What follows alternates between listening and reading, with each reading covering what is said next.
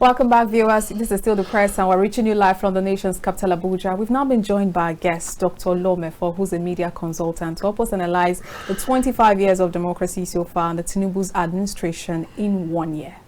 You're welcome once again, and our phone lines are now open for you to call in and join the conversation. You're welcome. Thank you. Thank you. Good to be here. And I'm happier because you have your cap on. Anytime I know that I'm going to be with you, yes, I try to appear like a chief. I'm very happy, especially today. Yeah. So today's May 29th, 2024, and it's already 25 years so far. The longest. It comes to our democracy. So how far do you think we've fared so far?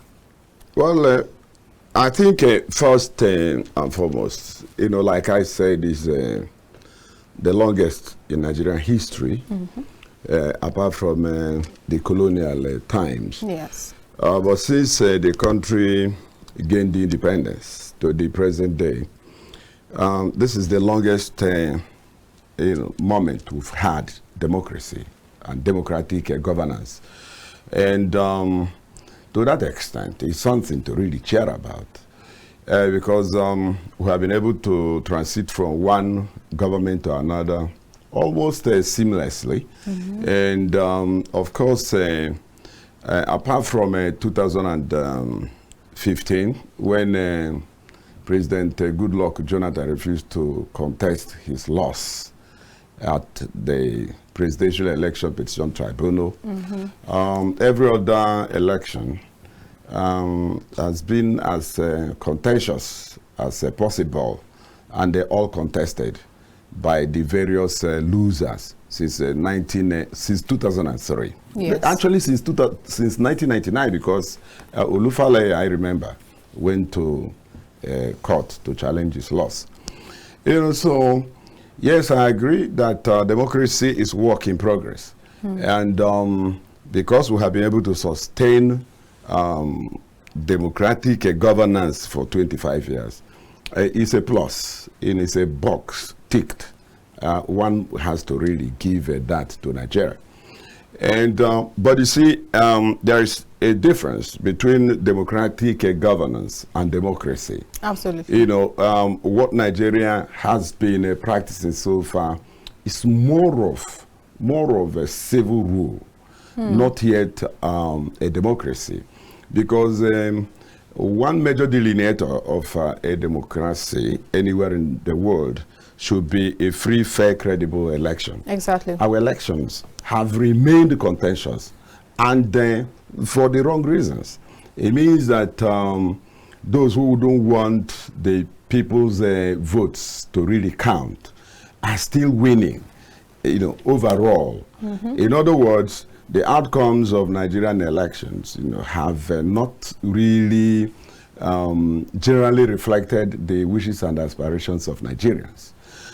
So to that extent, as long as you have these factors, prevailing and thwarting the efforts of the people to choose who their leaders would be, who their representatives would be, so long shall we continue to say that we are in a civil rule and not in a democracy.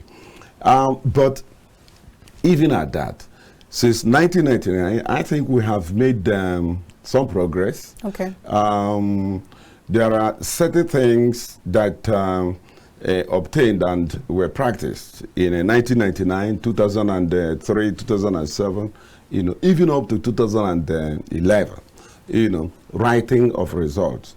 It's no longer as prevalent. Yeah, absolutely. Yeah, because if you check some express provisions of the last Electoral Act, 2022 Electoral Act, there are so many loopholes that that particular act tried to block. That brought a lot of sanity into the process. So the outcome, if you look at the complexion of a National Assembly, you will see a variety of opposition candidates that won elections. You see YPP, Labour, ABGA, and all that. So it's no longer the big two, True. APC and PDP, having their way, even though they still want big and the biggest as well, expected. We can see the difference. But we can see incursions being made by parties you may even call inconsequential. True. That means things are changing. And it's not yet to huru, but we need to keep tweaking, rejigging the Electoral Act, even amending the Constitution that has given the INEC the overarching power to determine how to collate and announce results. That has to be addressed. And attempt at that was made in the Electoral Act 2022, Section 64, subsection 4, where it says that the collation and returning officer shall announce result subject to the results uploaded from the polling unit. What that means is that there is an attempt to make announcement of results, uploading of results from polling units, condition precedent to announcing, but INEC, deriving its power from the Constitution, overruled that clause, yes. And decided to announce results without making a reference, especially at the presidential level. So if we can move a step further and make that section 64 subsection 4 mandatory, the one I just quoted, making it mandatory, you will remove the power of INEC to announce result anyhow. That way, the vote of the people will count. Because all the people need to do is there's what you call balance of terror. I think it was Mitchell, a political thinker, that talked about that balance of terror. At the polling units, the political parties will slug it out and ensure that the results are uploaded.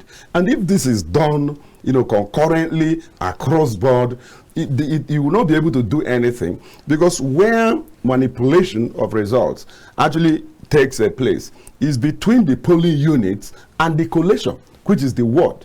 So by the time you get to the ward, figures are changing. But if you upload, I think a subsection 5 is saying that where the uploaded result is at variance with the physical result that is brought to the collation officer, I think that was contested, the result takes a precedence. These are very innovative measures, very bold, courageous attempts made by the framers of the Electoral Act 2022 to hand power over to the Nigerian people. It failed because any extant provision of what you call act of the parliament. Act of the parliament is any law made in Nigeria by the National Assembly or by the state assemblies. It says that if it contradicts any provision of the Constitution, it's null and void to the extent of its inconsistency, with the provision of the Constitution. So INEC will always fall back on the Constitution that says it has the power to decide how to collate and announce results. You see where the problem is. Absolutely. It renders that section 64, subsection 4, subsection 5, even up to 10, impotent, because it cannot apply in the face of what happened when compared to the Constitution. So where Constitution says one thing and the Act of Parliament says another, what the Constitution says is what will apply. That was what happened in the presidential election. That means collation and announcement 2023. Yes. You know why? Even what you call IREV was not even a collation portal. True. It was just an administrative convenience, so that people can see transparency, that things are being done. But if indeed they wanted the people to have the power to decide, the law should make that IREV a collation portal. Now, basically, that means after 25 years, it will be right to truly call for constitutional reforms. Of course, the call has been on. In fact, there is, I think, Emeka Anyoku Elders Committee, they are even pushing for a complete new constitution. The call for a brand new constitution has been on. In fact, the effort of the Jonathan administration in 2014 via the National Confab, it was actually targeting a brand new constitution. But somehow, Jonathan couldn't do anything about it because he was facing a belligerent National Assembly then, especially the House of Reps, under the leadership of Aminu Tambuwal. Tambuwal, a PDP speaker, was fighting his own president. So Jonathan was afraid to take any amendment based on the 2014 confab to the then National Assembly as constituted. That is why I described it, as toxic and belligerent. They were fighting Jonathan, they were fighting the presidency. So Jonathan he couldn't do anything in that direction. He was hoping that if he came back, in 2015, he would be able to do better. He would be able to do better because obviously the House will be reconstituted. He had hoped that he would come back and that he would be able to get a friendly House to be able to push some of his reforms. But that was not to be. Now, let's look at some of the things that are actually being pushed in some of these national assemblies. We look at the national anthem. They want to go back to the old anthem, as against pushing up for other things that are of more value to us. They are simply clowns. That's the way I see them. There is not, look, if a National Assembly would sit down to consider national anthem as the first issue to put on the front burner, that will show you how serious they are. It's just very funny that they say the word, though tribes and tongue may differ, is supposed to be in brotherhood we stand. Exactly. So I'm wondering, what has that got to do with us at this time that we are? It's irrelevant. That is a wasted effort as far as I am concerned. Whether they go back to the old national anthem or even formulate a brand new national anthem, change our flags and just all give those us a things. minute. Let's they are mere symbolic gestures. Let's quickly take this call. Hello, good morning. Good morning. Good morning. Welcome to the press. Please tell us your name and where you're calling from. I'm calling Sudan. Sorry? I'm calling Sudan. Okay, Mr. Collins, please join the conversation. Thank you. Please, I want to comment. Sorry, could you please be more audible? Hello? Yes, we can hear you now. I want to appreciate the Yaman. Okay. You see, there are so many people I've been having on the studio, but especially not only in your stations, that are not able to say the truth. Okay, let's look up to the crisis that is rocking the entire nation now. The National Assembly that doesn't have anything at all to see about the insecurity, the pains, the hunger, and so many things that is going on in the nation. What they have at stake now, their first agenda is just to change the national anthem. I was just very sad today when I happened to see that people are going to work today, being the 29th of May, which is the day of handing over of power in Nigeria. A day that should be recognized, a day that should be kept, that everybody will celebrate. It's very obvious. All right. Okay, now the National Assembly, now they are thinking of changing the national anthem to the old one. Yes. What happens to this present one? Is he not speaking good about our past heroes? Exactly. Or is it because they don't have anything at stake to do or not to say? All right. Look, the issue I was like hearing that Ningi has been brought back to the National Assembly. Yes. The Please, I'd like you to round up your thoughts quickly. Which has been going on with the entire nation is waiting to hear what the National Assembly will do or they will say. Yes. Has been put under the carpet. All right. They think we are fools. We are not fools. We are seeing everything. Everybody is watching exactly what is happening in the National Assembly. All right. Thank you very We much. elected them notwithstanding. Absolutely. That's why they use their funds and their money to get to that post. That's an allegation. All right. Thank you very much. You say God should just take over. Amen. There are times God will not come and fight your battle until you stood up. So let them be watching exactly the steps they are taking All right. and the things people are taking. All right. Okay. Thank you very much. You know, the pain expressed by the caller is obvious, and it reflects the mood of Nigerians. Absolutely. See, we are facing economic crisis, security crisis. Do you understand that? These two issues must be dealt with decisively. In fact, we're going there. Yes, and the National Assembly and the presidency ought to be working together now.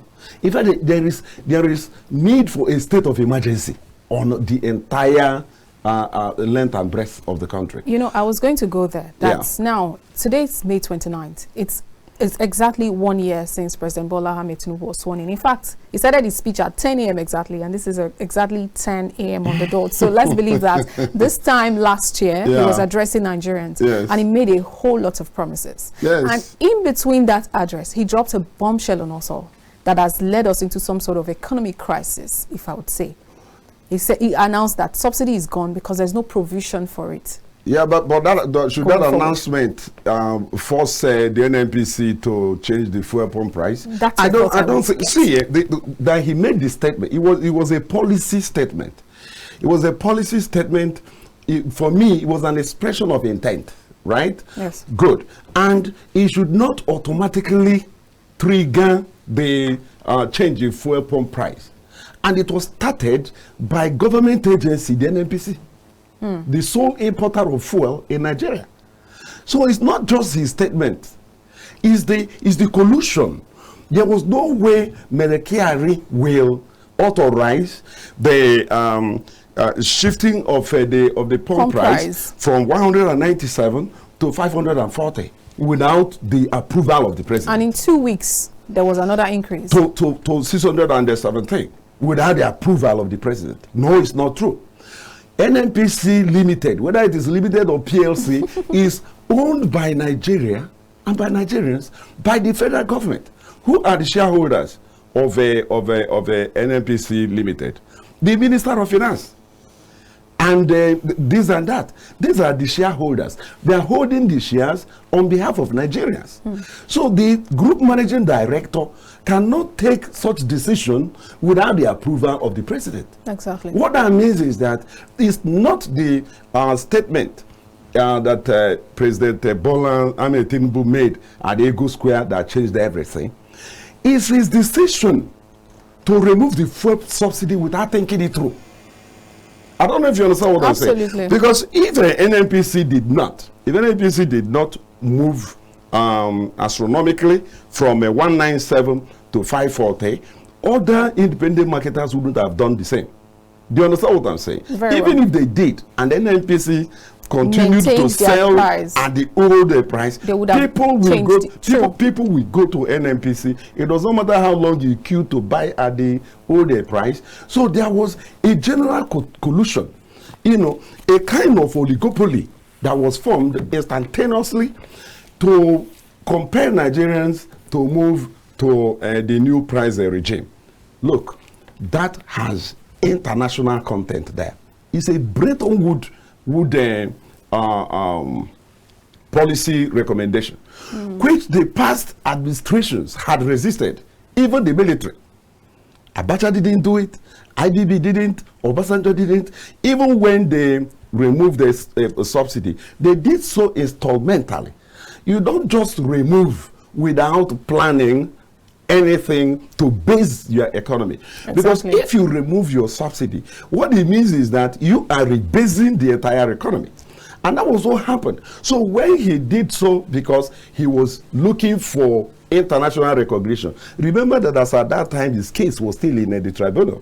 He wasn't yet the president. Yes. And there was international pressure. The international cartel cashed in on that constitutional lacuna that the president of Nigeria sworn in, you know, is still having his mandate yet to be validated. They cashed in on that, pressured him, and because Tinubu was looking for that backing to be able to validate his presidency, he went for that suicide. It was a suicidal action.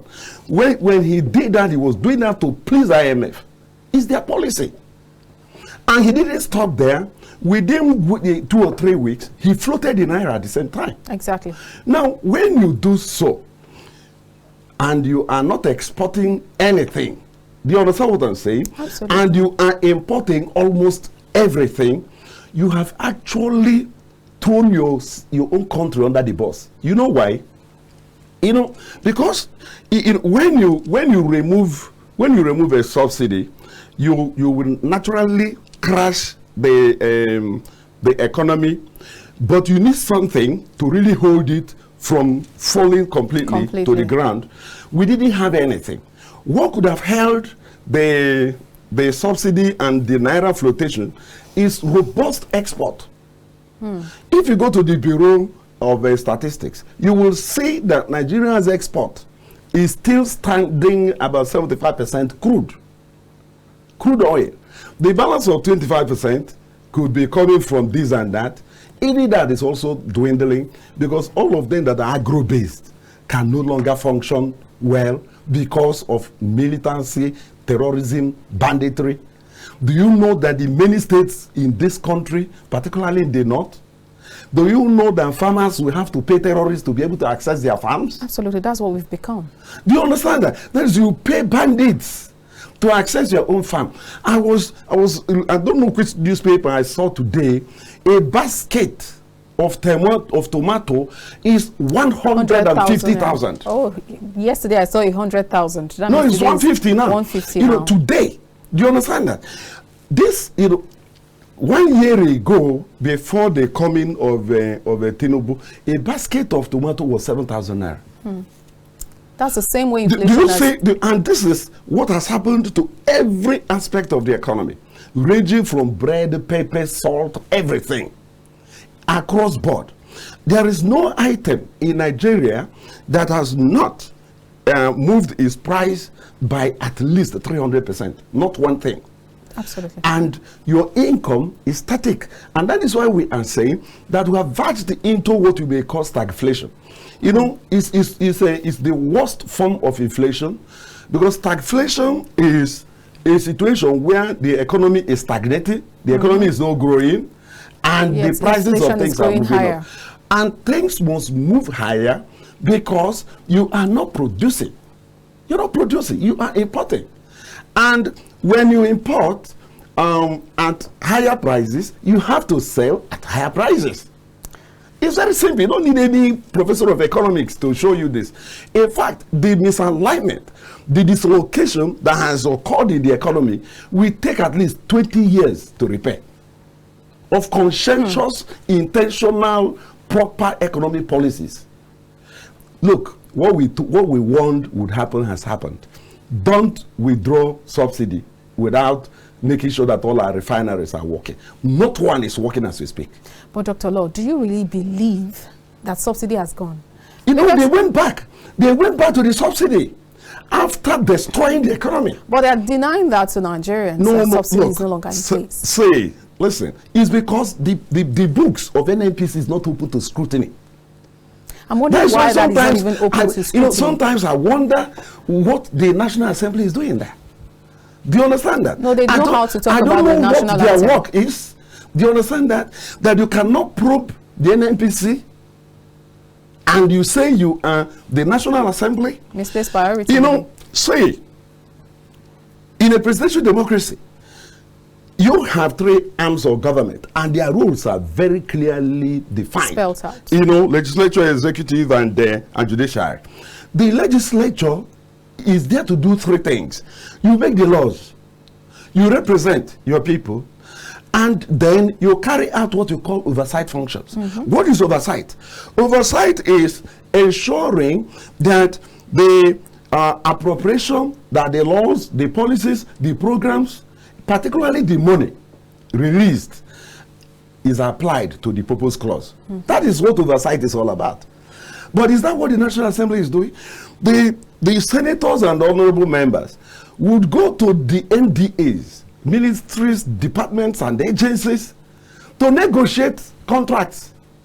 So when you partake in execution of such contracts, you lose both the moral right and even the legal right to oversight, because you ain't part of the of the money. Do you see where the problem is? Absolutely. So when you take a particular, for example, if you bring a contractor and you tell the contractor, that look, if you want to do this work, I need a 30%, I need 40% of the gross, not the profit of the gross. When you take 30%, the man is left with 70%. How much do you think himself will take? So the man will walk away with 50% and just do anyhow job. 20% And do you know what is even going on now? Nigerians, sometimes I feel that it's better not to be thinking about Nigeria anymore. Do you know that people now, the people in the NDAs, top notch, people up there, directors, farmsecs, DGs, do you know they now, release what you call certificates of completion for jobs never done?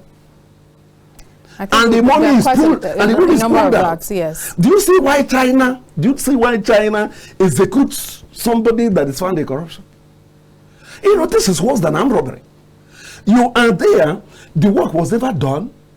And you are awarded. I was in the Senate for 10 years as SA this, SA that. Now you will see what you call the budget. It is not budget at all. So an MDA will bring a budget line that says that they want to purchase vehicles. That is what it will read. Purchase of vehicles.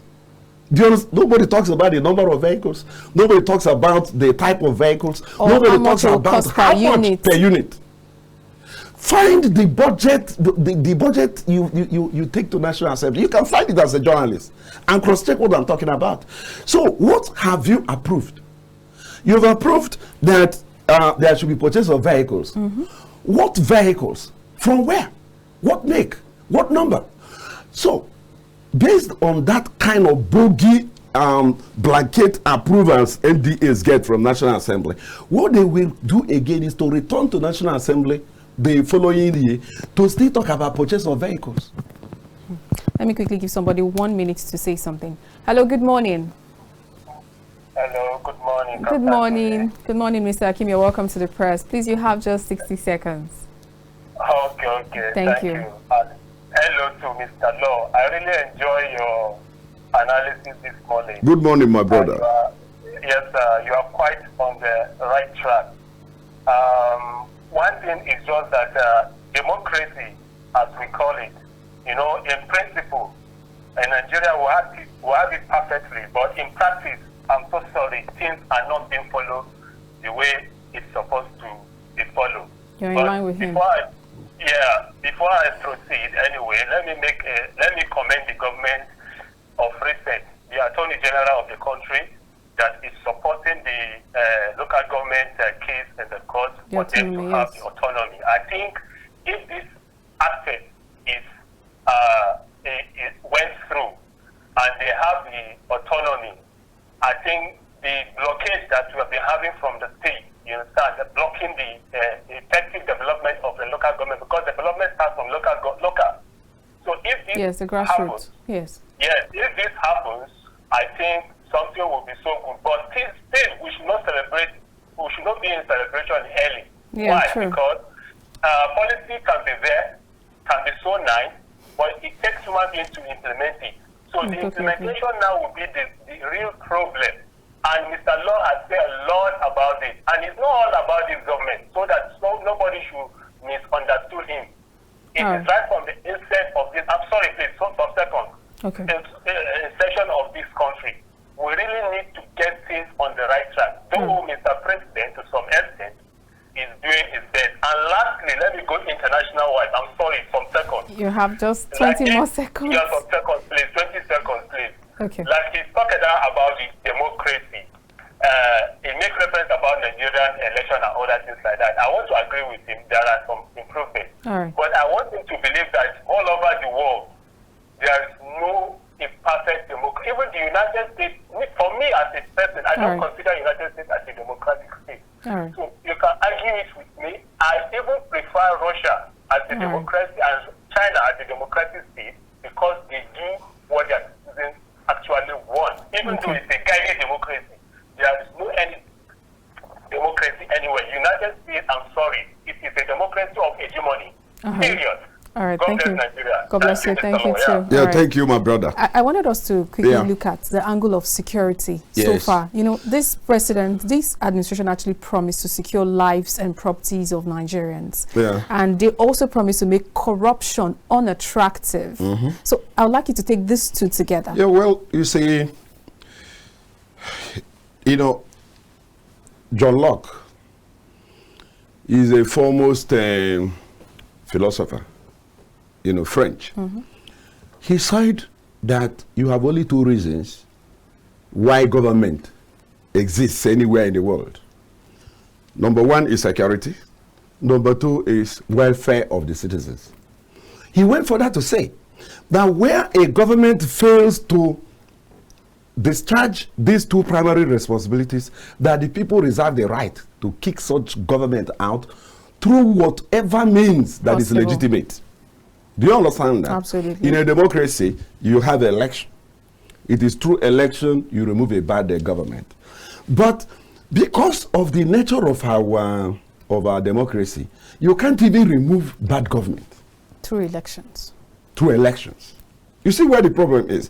Now, coming to security and how Tinubu has fared on it. Yes.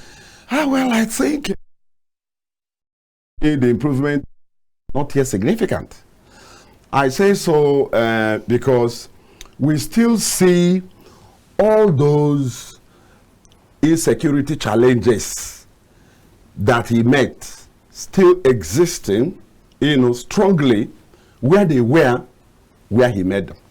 And even increase to other parts. For example, kidnappings now in do the you FCT and other see parts. that? Yes. You know, well, I must say that I don't think it became a fresh phenomenon since Tinubu came in, even though there was a kind of impetus that the criminals gained Exactly. at the onset of the administration. There was a kind of impetus, like the incursion of kidnappers into FCT.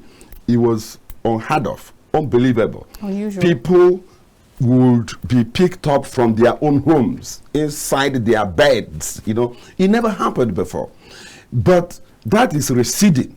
It's receding now because in FCT particularly, Wike came out and really confronted it and empowered the local governments, empowered the police, empowered the security you know, agencies that are supposed to be on top of it.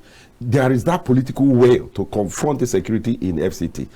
It's not yet Uhuru, but it's getting better here. But you can't say the same for most parts of the country. You cannot say, you know, I read where, I don't know whether it was the army that was saying that Boko Haram terrorism has been degraded up to 90%. I don't think so. Those figures. Even though the military has done tremendously well. Do you understand what I'm saying? You see, like the last caller said, I don't remember his name now. He talked about the problem not you know, that the problem it was made by Tinubu, not created by his administration. That statement is largely correct. Do you understand what I'm saying? Very well. But again, you know, it is expected that a government that takes over from a previous one should be able to deal with what it has met on ground, because you knew and saw all these things before you sought to become president of Nigeria.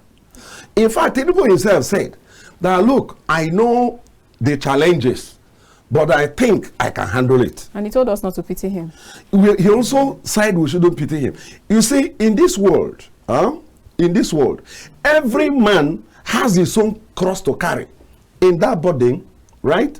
He should ask for no help. He should seek for no sympathy. Tinubu said that becoming the president of Nigeria was his lifelong ambition, right? Yes. It means that at least since 1999, he was planning to become the president of Nigeria. It means that he also followed the trend of things. It means that he came prepared.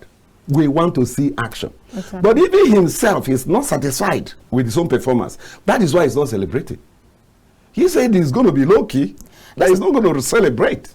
Do you think that he made the right choice? Not to celebrate? No, not just celebration. You know, you said he's not satisfied. So I'm He's looking not. at, do you think he made the right choice when it comes to the people he brought in on board to work with him, the ministers, and those he has appointed we to told take charge him, of... we told Tinubu, go on and look for technocrats to help you, not politicians. You can make politicians chairmen of boards. Do you understand what I'm saying? But where it comes to core areas in the economy, you look for technocrats. Look, if you remove somebody like Wike, Internal Affairs, right? Yes. Internal Affairs, Minister of Information, and maybe to some extent Dave Umahi, right? In works. Which other minister has come to the party? Interior. Yeah, I mentioned Interior. Yeah. I mentioned Interior. So for me, you can't find more than 5 to 6 ministers that actually are, fighting to leave a mark, to make their participation in this government sublime, so that even if they are removed tomorrow, they must have succeeded in leaving their footprints on the sands of time. I can't see star ministers. I can't. You need A-grade ministers to be able to clean up the country. It's not going to be business as usual. And if you there's this adage, that was popularized by Chinua Achebe. He said that the Eneke, the bird, says that since the hunter started shooting without aiming, that he too has learned to fly without pitching. So you have met an unusual economic situation. You need diehards. You need the kind of people that you have to shop for anywhere in the world. That was what Obasanjo did. That was what Jonathan did to some extent. Obasanjo had to go out of his way to go and beg Okonjo-Iweala to come. Say, come, we have a problem at home. You need to go out of your way to go and look for Nigerians that can help you do this work. Because as a president, if they succeed, right? Yes. If they succeed, you take the credit. If they fail, we blame you also. Because it's not a parliamentary system of government. In a parliamentary system of government, you have the principle of collective responsibility, where the ministers are also members of the parliament. But in a presidential democracy, the president is the only one that is elected with his vice. They hire the rest of the people in the executive arm of government. Absolutely. You see where the problem is? So when you have a situation like that, you take responsibility for your appointees because you are the appointer. So when we find that Tinubu is not running as fast as he would want to run, it means that the people around, the majority of them are drawing him back. That's what it means. And for me, there will be nothing. In fact, he even said, he told them the day he was wearing them in, say, look, my friend, if you don't shape up, you shape off. You leave. You must perform. And he has to find a way of instituting what you call management by objectives. It's a management principle, right? Which says the goals. He should be able to sit down with his ministers and agree on what they must achieve in the next 6 months. If you know where you want to get to in the next 6 months, then the minister will, within a week or two, perhaps a month, come and tell you precisely what he needs. There has to be a clear look at the issue of power. Adedibo, that is the minister of power, all he is crying is about removal of subsidy from power. That is all he is talking about. The only thing Adedibu has been able to think out is how to create a ABC bands, right? Now, he has gotten to a point where, my household, for example, is now bandless. Because if you have to go by the number of hours that he says, for you to belong to a band, we don't belong to any band. I just couldn't help but laugh. We don't belong to any band because we can go for days without any light. Without light. And so, which band is that? Band Z. It's not what, if I were the minister of power, I would take a different route. You know what I will do? No. I will have to set up a joint committee with the states on how to implement the decentralization of power. That's the best thing I could This is the happen. only way. There is no other alternative. And Tinubu is one of the things he did. He signed into law, even though the law wasn't made in his time. But he signed it into law, devolving power from exclusive list to concurrent list. It now means that the states can generate and distribute their own power. What is the minister doing about that?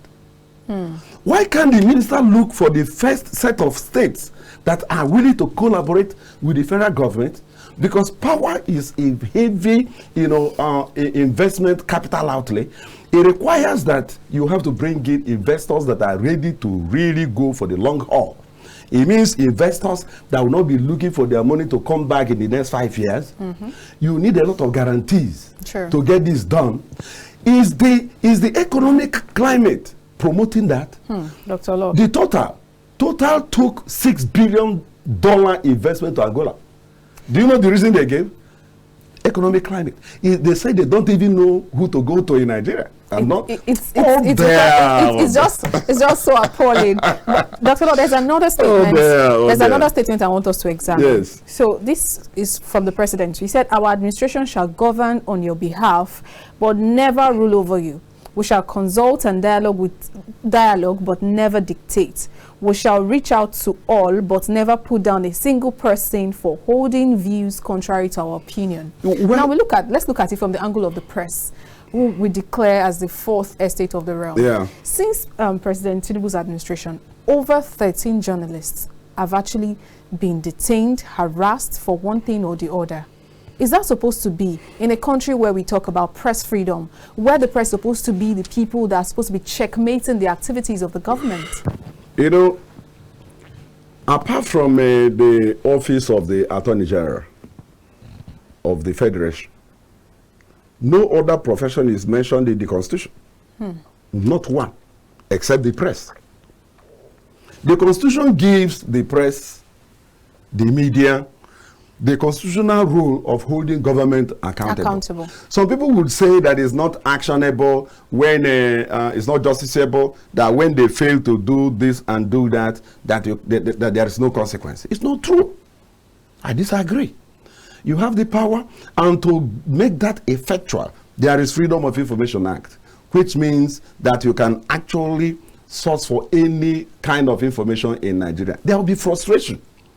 But why don't you make the move and make the noise and draw attention of the people to the fact that you want to understand what is happening with the books of NNPC and you can't have access? It's not a security document. So why can't you have access to it? The question is, how many journalists are asking the right questions? I don't know if you understand what I'm saying. Of course I do. So it's neither here nor there. We need to do our work as journalists. Do it well, do it conscientiously, diligently, and within the ambience of the law. There you have occupational hazards. I'm not trying to downplay or justify the hounding of journalists. No, far from it, because I belong to the media as well. But the issue is that you will discover that the government needs to be tackled, but tackled in a way that is protected by the law. I don't know if you understand what I'm saying. Very well. If, for example, if you do an expose, right, and it's about, say, corruption, and the facts are right, there is nothing the government can do about that. But if, for example, you remember the case of, I think the editor of First News or something like that. Yes, First News, yes. That was held. It was between him and the chief of staff. Yes. But the information he carried turned out to be false. Badger, picked on it and complained and had him hounded. But if, for example, the facts were true, you may be harassed, but the truth will remain. Yes. Truth is sacred.